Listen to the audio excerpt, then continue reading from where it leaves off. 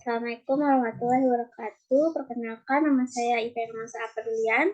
Saya dari kelompok 2 akan mempresentasikan tentang hak paten.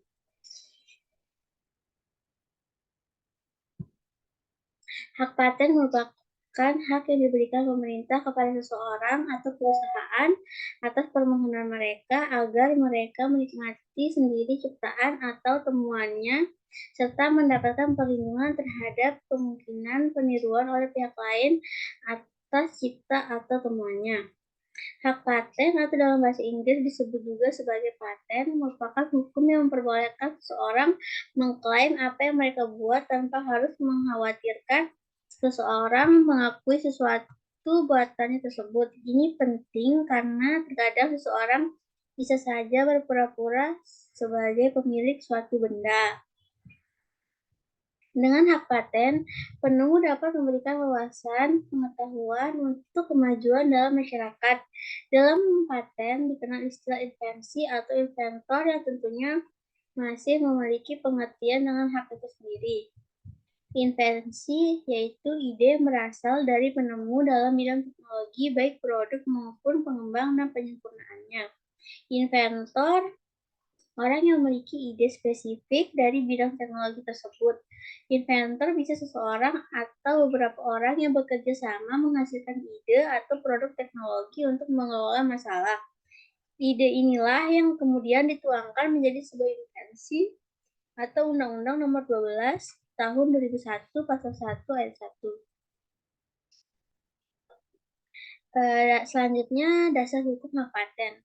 Dasar hukum hak paten sendiri sudah sangat lengkap dijelaskan dalam Peraturan Undang-Undang Hak Paten Nomor 14 Tahun 2001. Dalam undang-undang yang disusun pemerintah tersebut tertulis bahwa pengajuan hak paten atas suatu invensi atau penemuan memiliki syarat yang harus dipenuhi.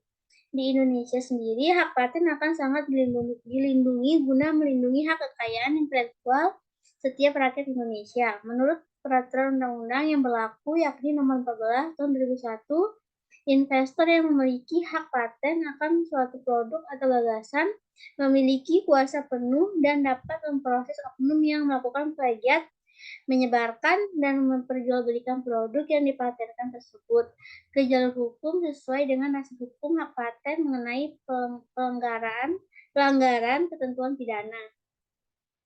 Selanjutnya, masa berlaku hak paten. Hal eksklusif memiliki jangka atau periode tertentu yang memiliki batas waktu yakni sekitar 20 tahun.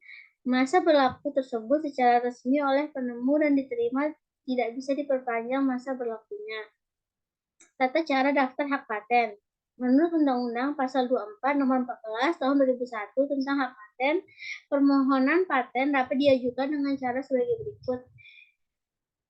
Mengajukan permohonan secara tertulis dalam bahasa Indonesia kepada DJHPI dengan menggunakan formulir permohonan paten yang memuat yang pertama tanggal, bulan, dan tahun permohonan. Yang kedua, alamat lengkap dan kewarganegaraan inventor. Yang ketiga, nama lengkap dan alamat kuasa apabila diajukan melalui kuasa.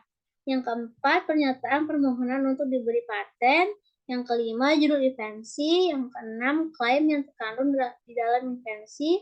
Yang ketujuh, deskripsi tentang invensi. Yang kedelapan, gambar yang disebutkan dalam deskripsi yang diperlukan untuk diperjelas invensi. Yang terakhir, adanya abstrak invensi. Banding hak paten. Ketentuan banding paten menurut Undang-Undang Nomor 13 Tahun 2016 tentang permohonan banding paten. Pasal 67, permohonan banding dapat diajukan terhadap penolakan permohonan, koreksi atau deskripsi, klaim, atau gambar setelah permohonan diberi paten atau keputusan pemberian paten. Permohonan banding diajukan secara tertulis oleh permohonan atau kuasanya kepada Komisi Banding Paten dengan tembusan yang disampaikan kepada Menteri dengan dikenai biaya. Permohonan banding terhadap penolakan permohonan. Yang terakhir, kesimpulan.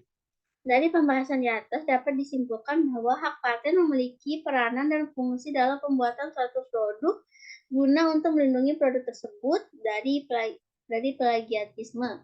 Selain itu, melanggar hak paten juga memiliki konsekuensi yang besar di mana telah diatur dalam undang-undang. Sekian dan terima kasih. Bye-bye semua. Udah, hentikan perekaman.